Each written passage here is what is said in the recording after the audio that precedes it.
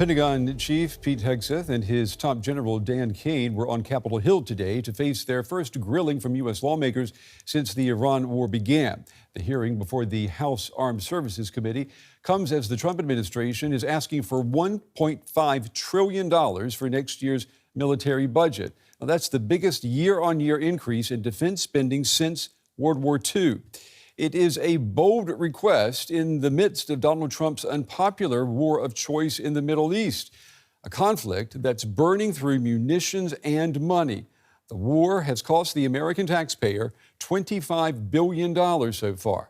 Defense Secretary Hegseth was unapologetic about the Iran war, and he took particular objection to one Democratic lawmaker calling the conflict a quagmire. The way you stain the troops when you tell them 2 months in, Congressman, you should know better. Shame on you. Calling this a quagmire 2 months in. The effort, what they've undertaken, what they've succeeded, the success on the battlefield that creates strategic opportunities, the courage of a president to confront a nuclear Iran, and you call it a quagmire, handing propaganda to our enemies. Your hatred for President Trump blinds you to the truth of the success of this mission and the historic stakes that the president is addressing, which the American people support. Iran's been at war with us for 47 years. You want to talk about a forever war? Well, Hegseth also faced tough questions about how the president was advised to enter into the war, what a victory will look like, and will that victory include Iran's closing of the Strait of Hormuz? Do you advise the president that we should attack Iran? We were, first of all, in this position in the cabinet, we never talk about what we would advise the president to do or not. Do you think the president or you deserve more? I've been in every meeting. I understand with that, the chairman Mr. and everybody else as those Secretary, I'm asking decisions the were questions. made, and he got every perspective possible when it came. I'm to just asking what your perspective is. Are you afraid to take ownership of this? Do you think it was a good idea or not? As I've consulted the president, do I think it's a good idea to confront a nuclear bomb To start this in the war. hands of the? Imagine what the world would look like right now if Iran had a nuclear weapon. Okay, so let's just imagine. Which, by the way, if every they had one, every which the previous Obama deal was going to allow them, including to do, the first Trump administration, they had one. prevented them from having a nuclear weapon. So, listen, how is this war going? Do you think we're winning? Militarily on the battlefield, it's been an astounding military success. No, but are we winning the war? Absolutely. Okay, so do you call Iran closing the Strait of Hormuz winning? Well, I would say the blockade that we hold that doesn't allow anything to come in or out of Iranian ports, which is always we've blockaded their blockade. So they blockaded us, and then we blockaded their blockade. That's like saying, tag, you're it. Well, beyond the war in Iran, Pete Hegseth has been busy rearranging things at the office. He is pushing through with the name change of the Department of Defense to the Department of War, and he is overseeing a major purge of top military personnel. He's fired or sidelined a reported 24 generals and admirals. The dismissals include the chairman of the Joint Chiefs of Staff, the heads of the U.S. Navy and Coast Guard. And earlier this month, Hegseth dismissed U.S. Army Chief of Staff Randy George and other senior military officials, and he did not give a reason. Critics say the Trump administration is waging a war against its own military, violating the oath to the Constitution by demanding complete loyalty to President Trump. Well, I want to bring in now Katherine Kuzminski. She's Director of Studies at the Center for a New American Security. Part of her research is civil-military relations as well as Veterans Affairs. She's testified before Congress's National Commission on the Military, National, and Public Service. Katherine, it's good to have you on the program. You know, the U.S. president is also the commander-in-chief, and that is by constitutional design. So we have a civilian leader at the top of the armed forces. This also places the oath to protect the Constitution above all other loyalties, and you know that goes for privates all the way up to 4-star generals. Does that describe what we have at the moment? It is correct that that is the constitutional structure here in the United States, that all officers in the military and in other political appointments across the federal government swear their oath to the Constitution rather than to an individual.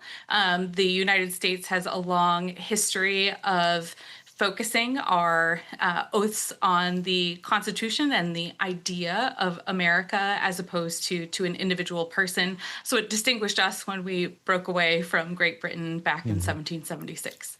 And where would you say, where does legitimate civilian control end and where does politicization begin in practice when we're talking about the military? That's right. So it is worth noting that our military is a political instrument, but that is separate from the process of politicization or partisan politics.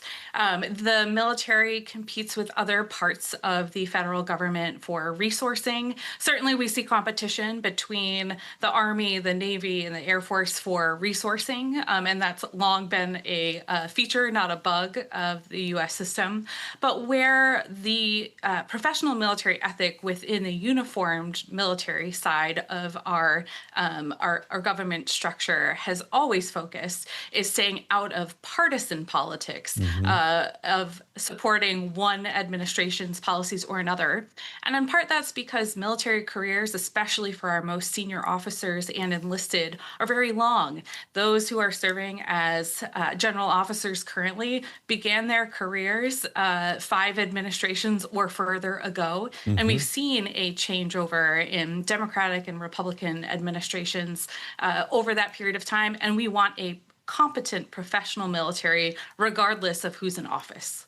So what does that mean then for the current Secretary of Defense or Secretary of War, Pete Hegseth? And I'll just ask you, when a defense secretary removes senior officers or blocks promotions, what separates a normal decision from becoming a warning sign for something that is possibly nefarious in nature?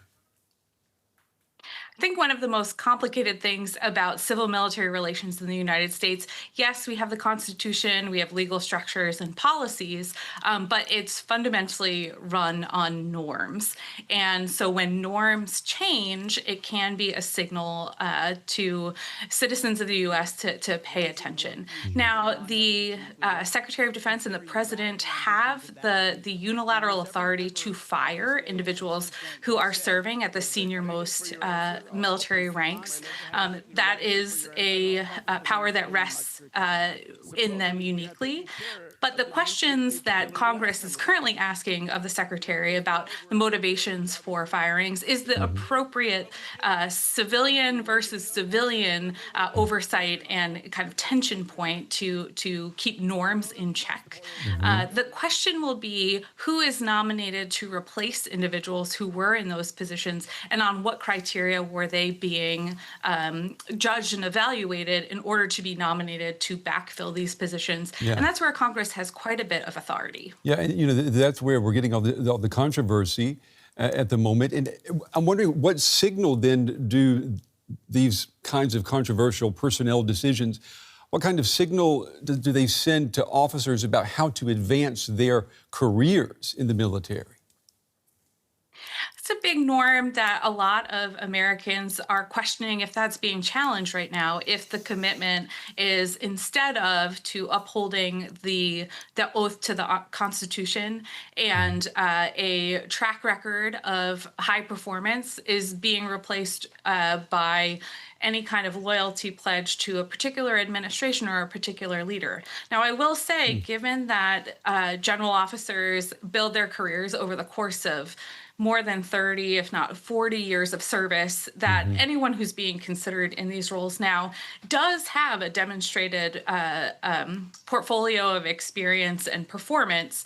But the question being asked by lawmakers during the hearings going on right now and in other hearings since Secretary Hegseth's confirmation hearing have been, is a loyalty being perceived as a higher value than performance or merit, which has been a real focus of the administration's talking points. Yeah, and what's your feeling on this? I mean, are we at risk of having a system where perceived political alignment matters as much as professional performance? I mean, we were talking about this earlier today in the newsroom, and you can't help but think that what's happening at the Pentagon right now, it has these echoes of how we once perceived power structures in the former Soviet Union. I mean, is that extreme in your opinion, or how do you read it?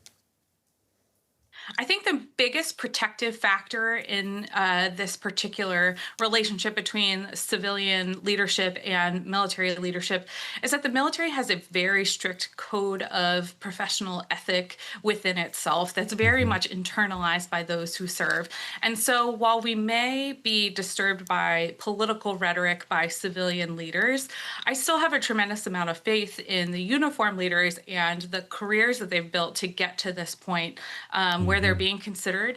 And then also, you know, the proper balance is not expecting the military to push back on civilian leaders, but rather for the legislative branch to push back on the executive branch, which is how the U.S. constitutional structure sets up that tension. And I'm sure you remember the incident last year when 6 U.S.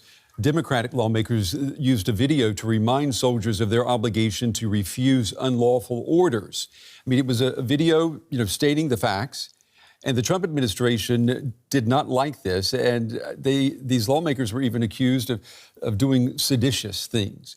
What's a soldier to do when he or she sees that?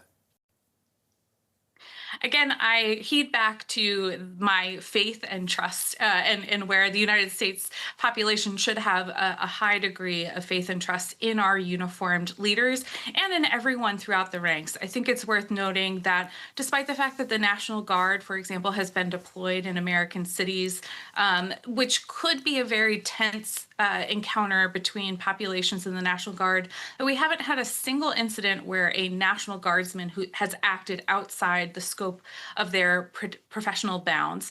And I think that's an instructive example for us to take a look at and think about the professionalization that's trained in everyone who's been serving for whether it's 1 day or 40 years. Yeah, you bring up a good point, too. The professionalism in the military should not be discounted, no matter how many scandals we have, that's for sure. Katherine, good to have you on the show. Good to get your insights to valuable information for our viewers. Thank you. Thank you.